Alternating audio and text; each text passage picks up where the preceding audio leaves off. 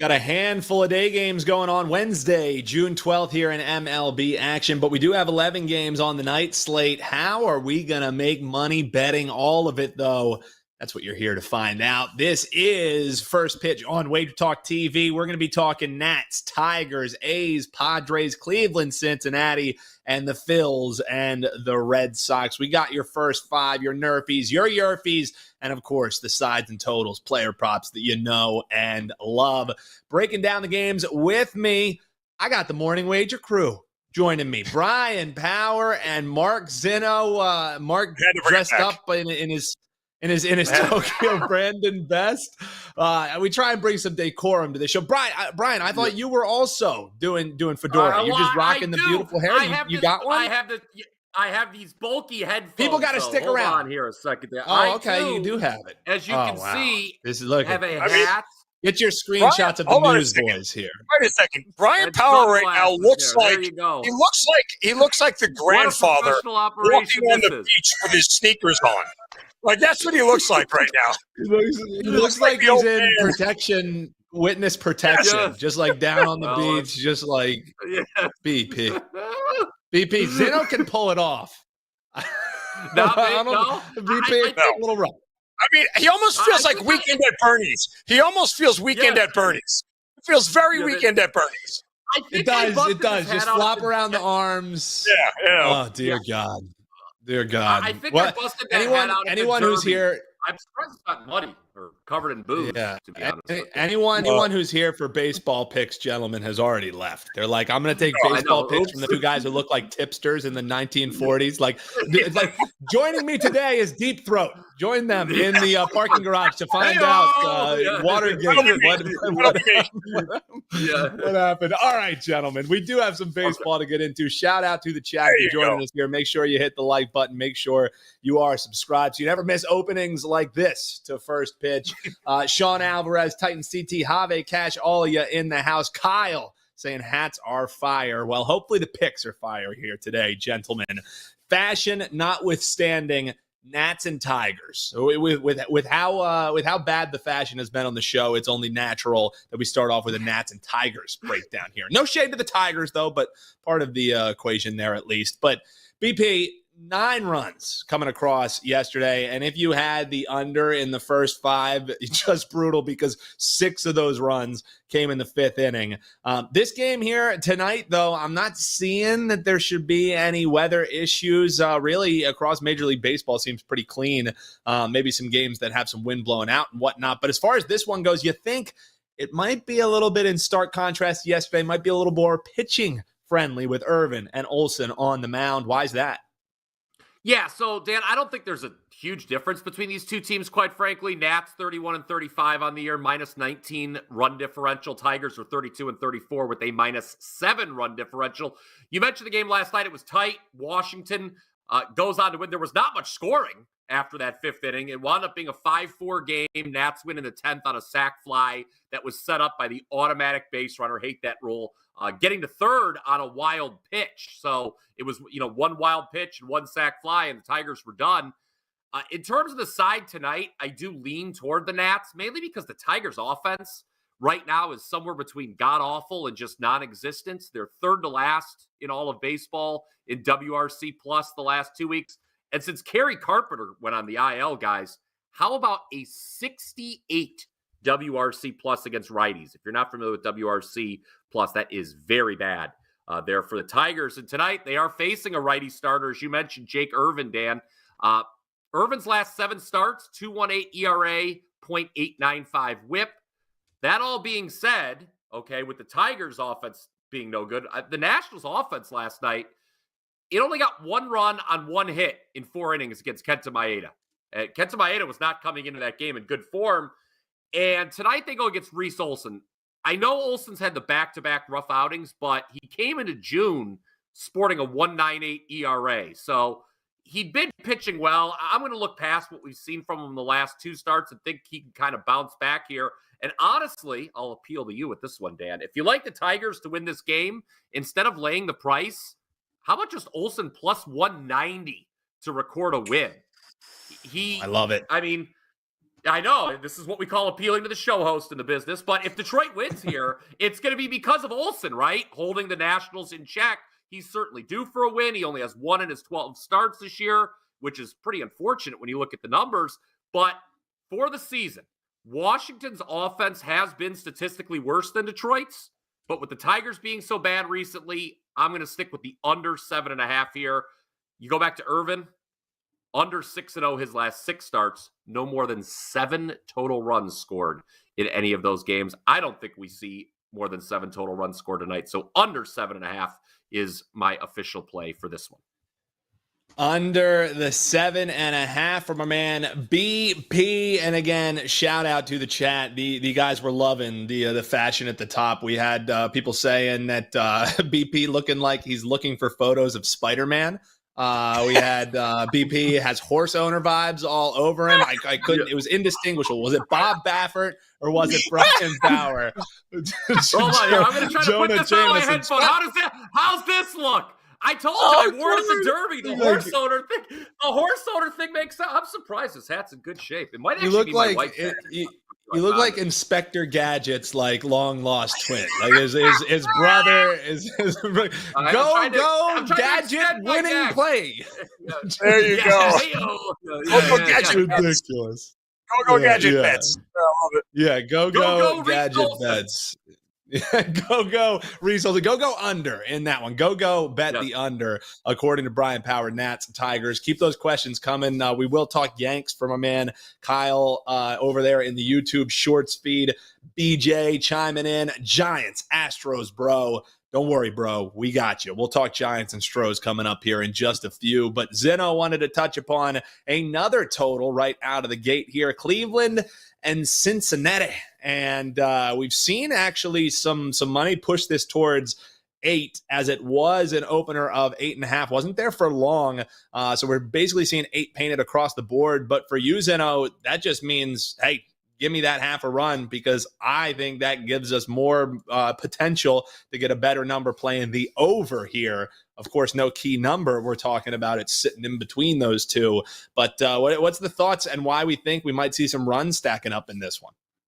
Yeah, I mean, who better to discuss this play in honor of the Ohio native himself, Brian Power, for the Ohio Cup between the Guardians and Reds. But, you know, it's kind of in the something's got to give category here when you look at these two starters, right? Tanner Beebe has been actually pretty good this year, all things considered. 4-1, 3.73 ERA and a 1.19 WHIP. But the Guardians are 11-2 in his 13 starts this year. They're averaging almost 6 runs a game in his starts. They have 5.7 runs per game in his starts. So he's getting a ton of run support. And that's really the same thing for Nick Lodolo, the Reds starter. The Reds are 7-2. Runs are going to be there. Add on top of this here, Dan, that last night in the matchup between these two teams, the Guardians used 4 relievers and the Reds used 6. So we got some wasted bullpens here that could give us the added push we need late.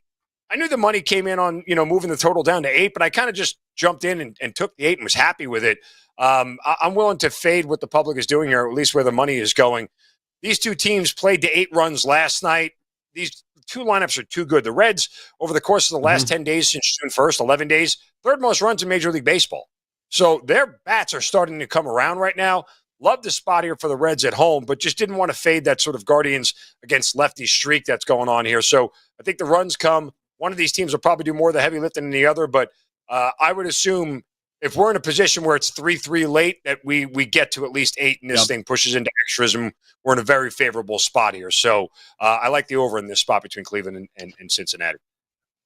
Yeah, and I love the fact, you point out how it worked out last night, and you also touch upon just those tired bullpen arms. So this is a play that you could potentially, it's sitting at 8, so you've already seen some under money come in, so we're bucking that trend already. If you do have a slow start and you didn't get the bet in pregame, maybe you watch the show here a little bit, maybe you have a chance of potentially hopping in on a live total over in that one, waiting for those bullpens to trot on out. The play is going on the over in the battle there of Ohio for our man Mark Zinno.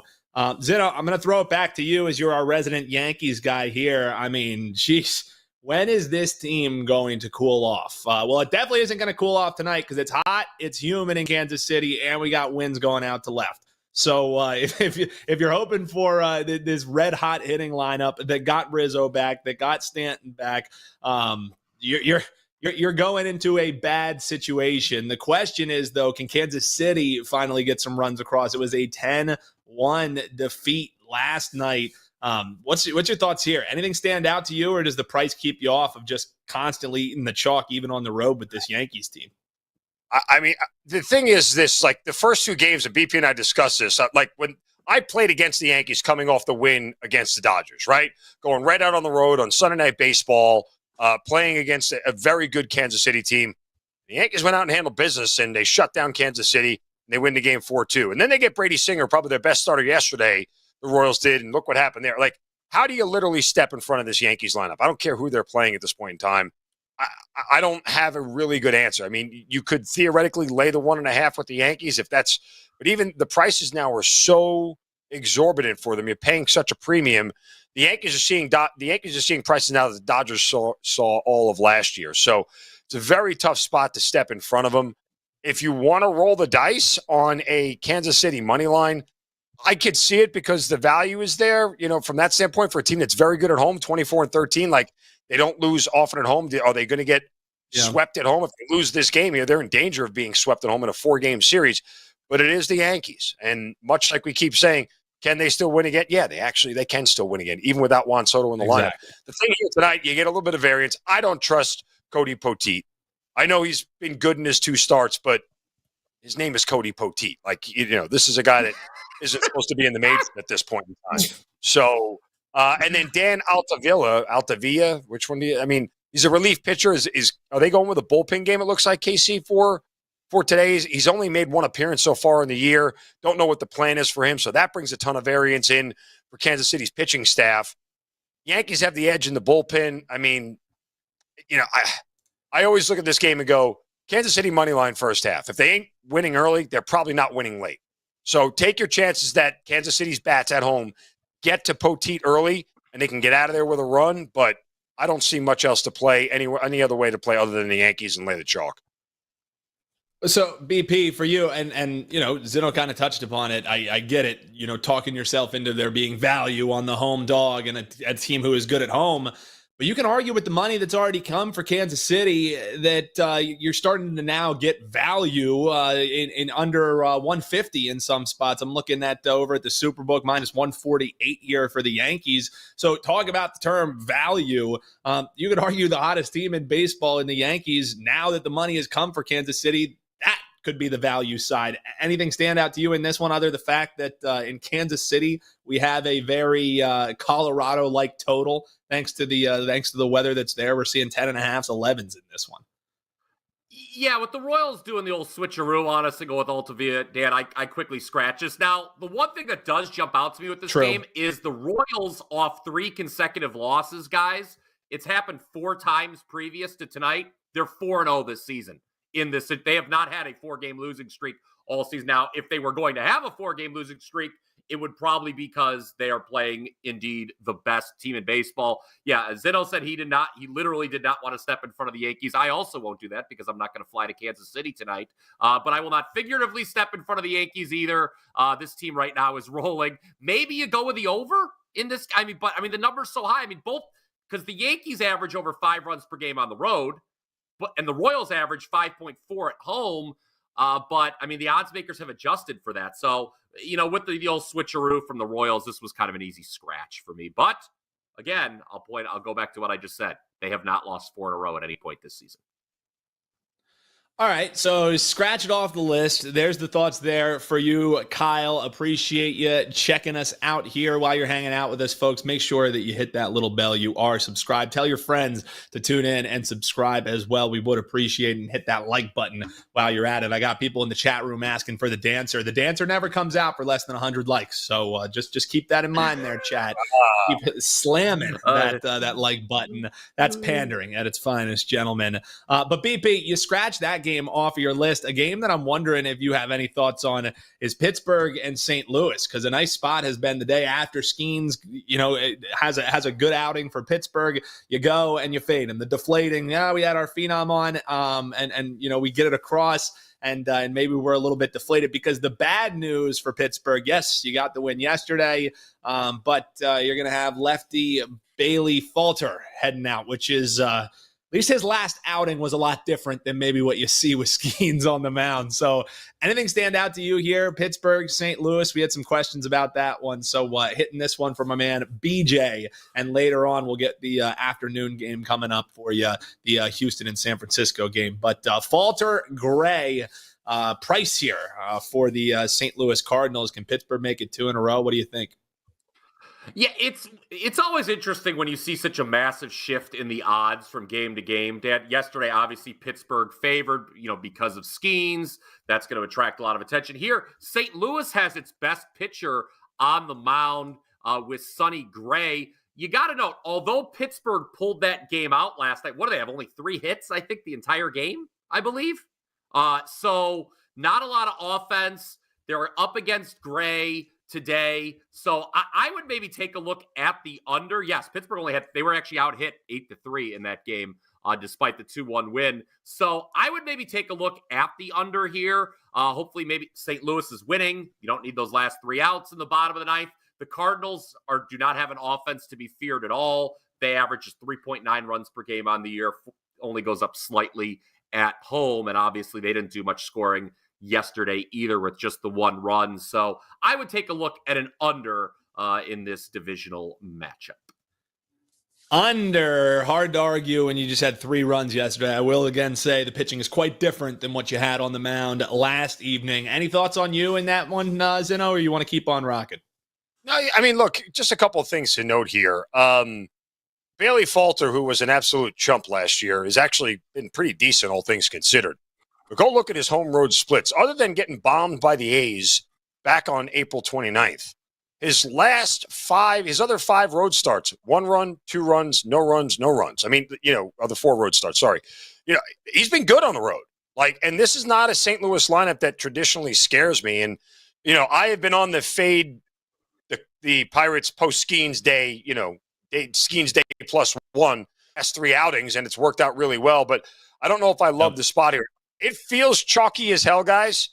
But first 5 under would be where I would go. Yeah, and 5 of Gray's 6 home starts, guys, have gone under the total. He's got a sub that he's got a .86 whip at home, and to Zinno's point about Falter, he's got a sub 1 whip on the road. Yeah, even with the 1 bad threat and 5. So I think the starters can probably rule the day. It's chalky as hell. It's chalky as hell. It's as chalky as a fedora and sunglasses, but it absolutely feels like a good play. Thank you very much. Well, if we're thinking, and BP said it there, the starting pitchers might have themselves a day. Zinno, is this not a nerfy candidate? We eat the chalk there and say no run first inning. I mean, let me just. We like the under in the first 5. We like the under in the first 3. I mean, nerfy. Yesterday it was no runs first 5 innings. Remember, all the runs came at the end of the game. You get a really good price. It's around -115, -120. It absolutely looks like a decent nerfy candidate. I mean, I haven't looked at the lineups and everything else. Sometimes some of these guys are a little scary the first time through the order. And it's crazy for a guy like Falter. I'm just looking at his splits now.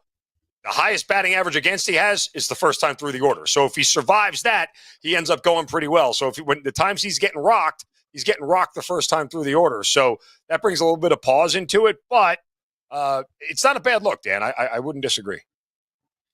All right, there you go. An in-depth, all about the unders there in that one. Hop below in the comments. Let us know which games you're eyeing, which games you'd like to hear about. Shout out to the chat. Self-Made E checking in. He wants to hear us talk about the Mavs. So we'll hit upon the Mavs and Boston matchup big time on the diamond here today. I'm just messing with you, E. We're appreciating you chiming in here, of course. Maybe both of these guys have some plays up in that one, so maybe by the end we'll touch upon that for you. But we do have the NBA tip-off show coming your way this evening. Joe Ranieri, Andy Lang going to be breaking down every prop you could imagine in the game. And, of course, talking side and total. That's coming up here shortly on the WagerTalk TV YouTube channel. But I give you a little sprinkle here, Self-Made E, just since you're chiming in. We appreciate you. Shout out to the chat over on the YouTube feed as well. Eric D, Scotty Pimpin chiming in A as well. City by the Bay, Nick hopping in here as well, letting us know he just put 100 on Yankees, Phillies, Dodgers. A little 3-teamer there from Nick. Good luck. Are you Zen chiming in as well? Wisconsin guy, all of you, we appreciate you, and hopefully we're helping you round out those cards for you. Texas and the LA Dodgers. I don't have anything in this game. I'm wondering if you guys do. I just bring it up because we had Titan CT. He was asking, you guys hear anything about Seager? No lineup cards have been submitted. I mean, hell, the Rangers, I haven't even seen them name a pitcher yet. So your guess is as good as mine, is if it'll be a 5th straight game going to be missed here for Corey Seager. But this game is just a big old question mark for me. I got nothing in this one. Dodgers just absolutely rolled Texas. I don't see why that wouldn't happen again. Any thoughts for either of you guys? Zinno, I'll start with you. Bueller, any play in this game? I mean, I trust the Rangers offense like I trust my ex-wife's lawyer. I mean, like, this is just not a team that I want to back offensively at any point in time. Wild stray. They couldn't score in a whorehouse with a fistful of hundreds. Like, that's just where they are at this point in time. This is not an offense I can get behind, period. They are a team that is average at best, probably below average with their pitching and their bullpen.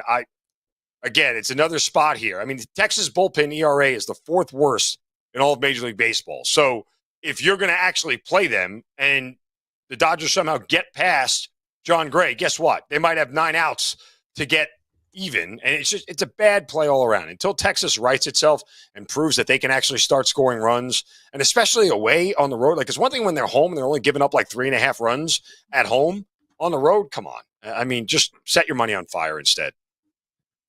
Yeah, you could definitely set the money on fire. That is certainly an option. I'm personally not going to do that, but it is an option to do rather than bet that one. Anything for you stand out? The 10-10 special, the get back special. I don't know what you're getting back because I'm not betting Texas in this spot. That's for sure. What about you, BP? No, Zinno right at the end actually took the words right out of my mouth that, he talked about the Texas offense and whorehouses and all that, but, we also need to focus on the pitching. And I don't think there's a team, guys. Texas, Bryan. The best whorehouse in Texas. Where it is. I hear you, but regardless of where the game is taking place, okay, and most of them, I believe, take in Major League Baseball stadiums, not whorehouses, the Rangers just give up a lot more runs per game. There it is. They give up a lot more runs per game on the road than at home. Like Zinno said, 2 full runs per game more on the road than at home. Yes, 2 full runs per. Even she can understand that math. And the Rangers are 0-3 this year after allowing 10+ runs in their previous game. So nothing really points to the Rangers doing well in this spot. Yeah, and that was. The question was really just about Seager. Again, no lineup cards have come in. I would honestly expect him not to play, just the way that this series has gone. It's like, what, you're going to put a desperation start in there for him. But again, I've seen nothing. I've checked on Twitter as well. If we see anything before we sign off here, we'll let you know. Godveen going with Rangers money line. Wow. All right. Aggressive. Maybe he still thinks NHL is going on. Nah, I'm just messing with you, Godbean. Best of luck to you. If you get that plus money ticket home, I want you to come in the chat tomorrow and brag about it. That is for sure. Gentlemen, since we talked one of the latest games or the latest game on the board, let's talk one that goes in just over an hour. Our man BJ was asking, you have any thoughts here on Valdez versus Webb, Houston and San Francisco? This one going at 3:45. So if you're catching us on the rewatch, you just scroll right on through it. But as far as the live viewers, Houston, San Francisco, don't fast forward through Brian Power's thoughts right here, regardless if it's going on. What do you got in this one, BP? No, don't, because I actually cashed a ticket on the Astros' first 5 last night. They got the job done there for me. They won the game 3-1. I think the Astros are a better team than the Giants, but this is the one matchup that I think favors San Francisco, at least early, and that's because they have Logan Webb on the mound, guys. At home, 1.71 ERA, 1.048 whip. Webb's been really good of late. He's been really good all season. He's the better starter. So this was the one I talked about Houston on the morning wager in the series opener on Monday, but this is the one game I would not endorse Houston and would lean towards the home team who has the better starter. And the game is priced okay. So, I mean, if you want to take Giants full game, that's not a big deal. If you want to take Giants first 5, I don't think that's a bad deal either. Yeah, and Zinno, I'm wondering your thoughts on this one because I feel like this should be. I should look at this game, see these two pitchers' names, and I should automatically be like, oh, what? Even if the total's at 7, I want to play under, or at least under first 5 in this one. But that it just hasn't been the case this season. It's not like they've been horrible. It's not like they've been bottom of the league, but it hasn't been what you have come to expect from either Fromber or Webb. Any thoughts on the total in this one, or are you looking elsewhere? I mean, I'd invest in Bitcoin before I'd invest in this game. Like, that's how much volatility I think there is with these two teams. Like, it's one of those things where they're teams I can't figure out. I mean, when I think they're going to score, they don't. When I think the pitchers are going to show up, the opposite happens. It's the George Costanza theory. Just do the opposite of whatever I think in this game. I mean, I don't get a real good feel. I do like backing Logan Webb, and the Astros aren't good on the road. But it's one of those things at that price, it almost feels too easy. And when things feel easy in baseball, I kind of want to run in the other direction. All things given away from the chalk talk pick I talked before. But, again, the Giants are only going to score 3 or 4 runs, right? And is that enough to win? It all depends, I mean, that's really where the variance comes in. Absolutely. No, and that's one of the tools that we obviously get to have is, sure, this game's going at 345. It's not like we have to bet it. If there's something that you like, player prop, nerfy, yerfy, hey, make the angle. But sometimes the best bet you're going to make is the one that you don't make. Don't force yourself, especially in a sport like baseball. Don't pretzel yourself into forcing a play on the game. That is one of the best pieces of advice for any new bettors or veteran bettors that maybe just need to hear it again. If you're pretzeling yourself, if you don't see someone that maybe jumps off the page, or if it jumps off the page too much, it's the fine line of trying to find which spot makes sense for you. Hey, make sure you check these guys out over at WagerTalk.com. We had some folks obviously asking about some basketball picks. These are some of the best guys on the hardwood as much as the diamonds. You can check them out, WT.buzz. You can check out their socials. Links are in the description below as well. Give them a follow, and don't block our man Mark Zinno like our guest tomorrow, Tokyo Brandon, did. I brought it to the show. I had to do it. It has to get out under wraps. It'll be discussed. It'll be discussed on the program. It needed to be done. It needed to be done. I'm sorry. This is on me, but I'm a man who wore it better. You see it there. Tokyo Brandon, I'm telling you, he's going to be live on the show with us tomorrow. You're going to get to see the look in person. Look at that. I mean, it's just, can't we just say both? Can't it be both? Wore it terrifically. Yes. It's the family guy in me. Everyone just wants to be happy. What's up, look at that picture. You look at that picture of Zinno. Imagine driving down I-75 and getting pulled over by that guy. My God, you're getting a ticket for the ages right there. That's $300 coming right out of your account. And by the way, I did appreciate Prez and the introduction. I'm told that we have fashion advice on Wager Talk today. I'm told we have fashion advice. And Mark Zinno is wearing a hat, a fedora, and glasses. You rip a few more packs, Zinno, you might sound exactly like Prez. That was pretty strong. It was pretty strong. I have a lot of money because I make good wages, and if I was to make a wager on fashion, it would be that hat and sunglasses. Oh man, see what happens. Tyler pointed it out best. He goes. Tokyo Brandon put on a hat and just derailed Wager Talk for an entire week. It is true. Nobody cared like Batman. Up, locked and loaded over at your page, and tell us about this Padres and A's game, because good news for the Padres is they're going for a sweep, something they badly need. But bad news for the Padres. they're going for a sweep and they're 0-5 when they're going for a sweep. But you don't care about any of that. You're looking towards not only the total, you don't even care what happens for the full 9 in this one. Best bet, what are we thinking? Yeah, we'll get to that in a second. But the NBA, Dan, I have 2 plays up for game 3. One in the first half, 1 full game. You can get both of them for just $29 on my page. It's been a great NBA season. 96, 66, and 2 overall record, up 69 units. And then we are 33 and 18, our last 51 heading into the game tonight. So just head over there to my page to get both winners for $29. This one will cost you absolutely nothing. It's my best bet for the show. And I like the first 5 under, Dan, between the A's and Padres. I realize this is not a news flash, but the A's are very bad. And I know they were surprisingly competitive to start the season, 17-17 the first 34 games. But guess what they've done the last 35? 9-26. And it has been mostly a lack of offense that has killed them. Over the last 9 games, they have scored 3 runs or fewer 8 times, just 16 runs total in those 9 games. That's less than 2 per game. They are a horrific, and I do mean horrific, 4 for 52 with runners in scoring position during that same stretch. That is beyond woeful. Now, if you're thinking positive variance, right? We talk about positive variance on the show all the time. Oh, well, things can't get any worse for the A's. I'd say there's not much positive variance to be had with this lineup because for the season, they only average 3.1 runs per game on the road. This is pretty much who they are. The only team that averages fewer runs on the road, the White Sox, of course. Starting for San Diego, you got Michael King. I like what he's done his last 3 starts, just 2 runs allowed in 17 innings pitched. So I think I've established Oakland's not going to be scoring much here. Let's turn to the other half of the equation. San Diego, when they're at home, they average just 4.1 runs per game. And they've really had trouble against lefties all season, home or road.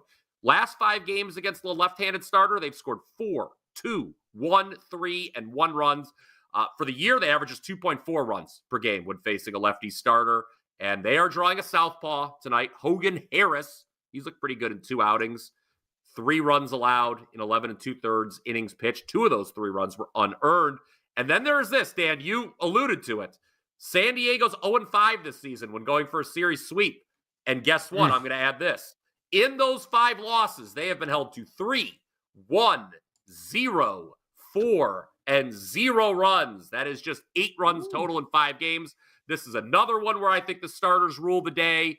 So under first 5 is my best bet for the show. It was 4.5 as the show started. It's since come down to 4. I don't think that matters. There's just not going to be a lot of runs scored early in this game. Quite frankly, not a lot of runs scored the entire way. But under first 5 is your official show best bet. Hogan's hero for our man, BP, going with the under. And yeah, I mean, the 4.5, sure, you would like that hook, but if the game shakes out the way that BP's seeing it, you end up looking like a push at worst case scenario if it does play out the way that BP is seeing it as far as that one goes. That one goes at 410, so with the heading towards the under, something that you probably want to grab sooner rather than later. All right, my man Mark Zinno, let the folks know what you have up over at WagerTalk.com in that great fedora and glasses combo. And I will say you got a Yerfy and or Nerfy bet in this one. I will say that yesterday, if you bet no run in the first inning, at least Schwarber made it painless for you because it only took one step up to the bat for the Nerfy to fly out the window. Moonshot from my man Schwarber. But you think it might be the well to go back to as far as the Nerfy is concerned. Why is that, Zinno? Yeah, I mean, look, as you mentioned, by the way, playing Game 3 on the site tonight along with 2 Major League Baseball plays, wt.buzz/MZ. Go get it there. It's a wonderful deal. So let's go back to the Phillies and Red Sox here because I tried to play against the Phillies coming back from London last night. Took the Red Sox plus the 1.5. Obviously, I was on the wrong side of it. It was more of a situational spot with Philadelphia, maybe being a little tired from the travel and everything else. Boston couldn't hit the damn ball. That was that. So this is another team, the Phillies, you don't really want to step in front of, Dan. I know you love to hear that right now because they are just, clicking on all cylinders all around. But let's just look at the starters here for tonight as we look at the Nerfy between Nick Pivetta and Christopher Sanchez. Now, Pivetta has been good, and the 0.94 whip is what stands out to me when you're looking at a Nerfy because he's not going to give away a free pass, right? He doesn't give up a lot of hits, doesn't give up a lot of walks. Guys don't get on that much. So that means all you really have to do is worry about the home run ball like you had last night. That said, Pivetta has hit a Nerfy in 6 of his 8 starts this year. He's done a very good job at getting through the order. We talked about splits earlier, right? And first time through the order. Batters are batting just 132 against Pivetta the first time through the order. So if there's a pitcher out there in this series that I think can neutralize the Phillies' offense in the first inning, I like my chances with Pivetta. Now, on the flip side here, you look at Christopher Sanchez, and Dan just threw up in his mouth when I said look at Christopher Sanchez because he's the numbers are okay, but he's not really all that great and hasn't been. And oh, by the way, here's the real variance in this play because this is a guy who's terrible the first time through the order. When I mean terrible, I mean Stephen A. Smith, terrible through the order. Opposing batters are batting 300 the first time through the order. So you're like, Zinno, why would you want to play on that? Well, here's the rub. The team that is leading Major League Baseball this entire season in strikeout percentage against left-handed pitchers, you guessed it, the Sox. 29% K rate against left-handed pitching. Sanchez, good, not great, but good. And he's a decent strikeout pitcher, almost a K per inning. But facing that lineup and that team, and the Red Sox are not very good against left-handers, very middle of the road, bottom, like teens into low 20s when it comes to batting average, OPS, and WRC plus. So they're also a team that's hit the 4th fewest home runs against lefties this season. I always say it repeatedly. The proper way to lose an Nerfy is a solo shot, bullet to the back of the head. You saw it last night. I don't think we get it tonight. I don't think the Red Sox are the team that's going to do it, even though I'm probably a little bit more worried about the bottom of the first than I am with the top. Pivetta gets through here at a very moderate price at minus 118. Let's go Nerfy between the Red Sox and Phillies tonight. Yeah, and I feel like I would be a little bit more concerned about Pivetta having a quality outing if the game was in Philadelphia, because when he was in the starting rotation for the Philadelphia Phillies, not many talking heads had much great to say about Pivetta. And I do believe he's played against the Phils once since he's left, and it was not accident. I think it was like 2021, and I think it was 5 earned runs or 5 runs. 4 of them were earned. Again, that becomes anecdotal because you're talking about completely different lineups. You're talking about completely different situations. But I think there's a little bit more credence to him having a better outing. The fact that he gets the home fans behind him, that's for sure. The sneaky one for me in this one, guys, and hopefully any of these hits maybe will come after the first inning. But Bryson Stott, like when you talk about the hitters for this team, you think about the bigger names like Bohm. You think about JT Realmuto, who's going to be missing for a little bit, and you're hoping the guys like Stott can step up in that absence. You think about Schwarber. You think about Harper.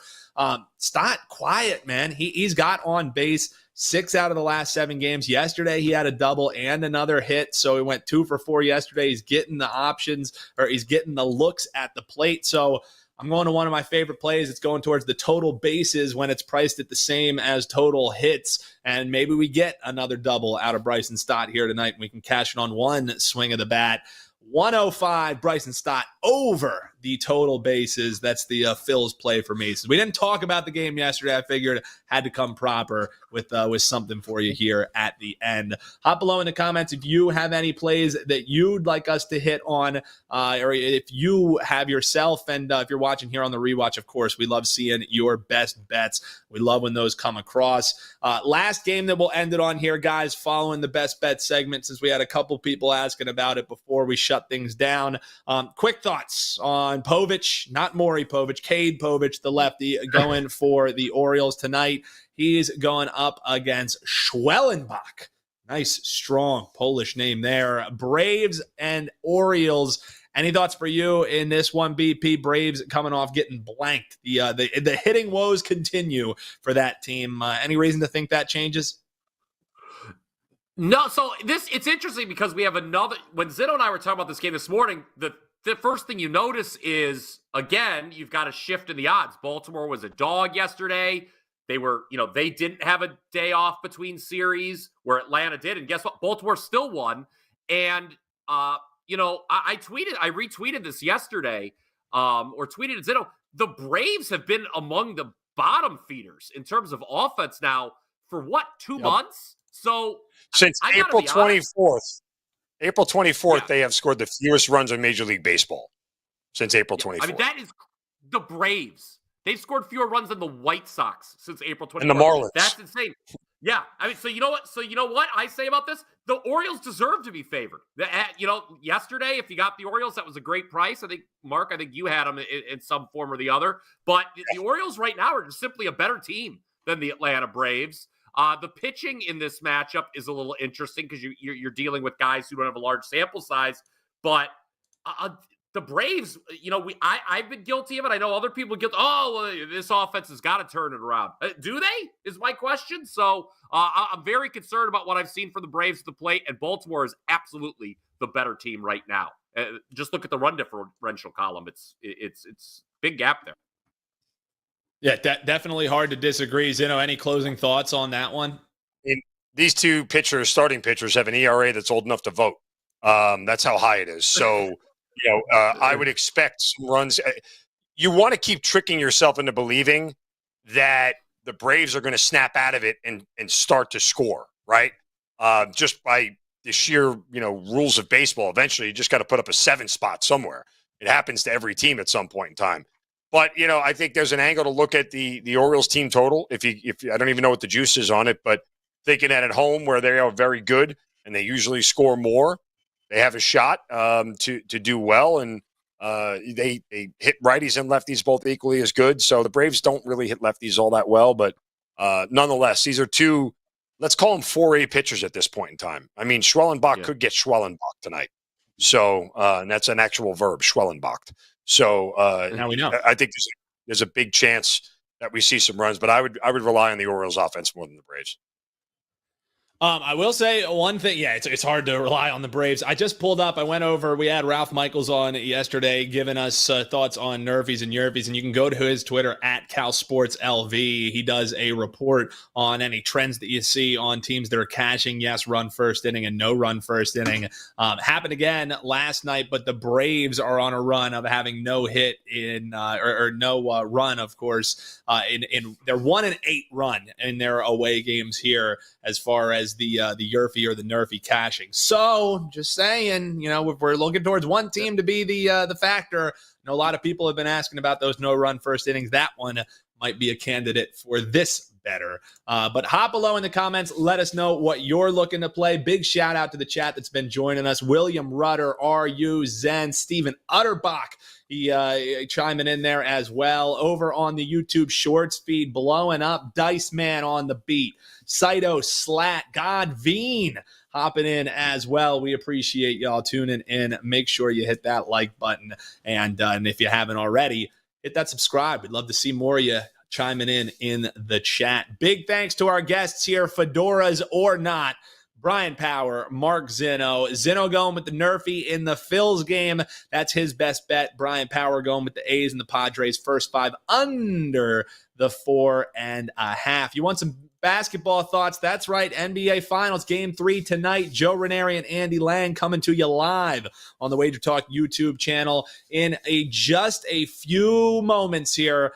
Coming up, I believe, 4:15, we're going to go live on the East Coast, giving you some NBA winners on the court. Andy Lang breaking down all the props there for you. So make sure you come back and join us for that. If you want any baseball breakdown, some other thoughts from handicappers, check out the links in the description below. Or if you're watching us on the rewatch, click the video on your screen right this moment to keep getting all the info you need to cash on all the sports you love. That's what we do on an hourly basis here on WagerTalk TV. We'll see you next time. Going live again, Tokyo Brandon and the Fedora, the true Fedora, joining us on tomorrow's edition. So best of luck, everyone. Make some money, and we'll see you next time on First Pitch.